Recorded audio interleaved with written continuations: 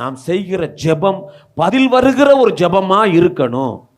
அப்ப அந்த ஜெபம் பலன் தரக்கூடிய ஒரு ஜெபமா இருக்க வேண்டும் என்று சொன்னால் நம்மகிட்ட என்ன இருக்கணும்? முதல்ல விசுவாசம் இருக்கணும்.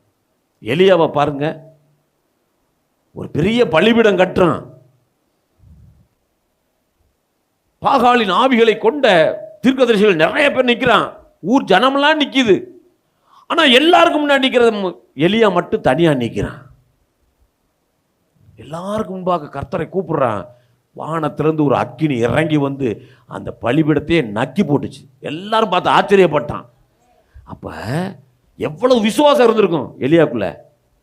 என் தேவன் என் ஜெபத்தை ஒரு நாளும் தள்ள விட மாட்டார். விசுவாசம் இருந்தா அற்புதம் நடக்கும் அப்படின்னு சொல்லியிருக்கிறார். விசுவாசம் இருந்துச்சுன்னா சுகம் உண்டாகும்னு சொல்லியிருக்கிறார். எனவே கர்த்தர் என் ஜெபத்தை கேட்பார்.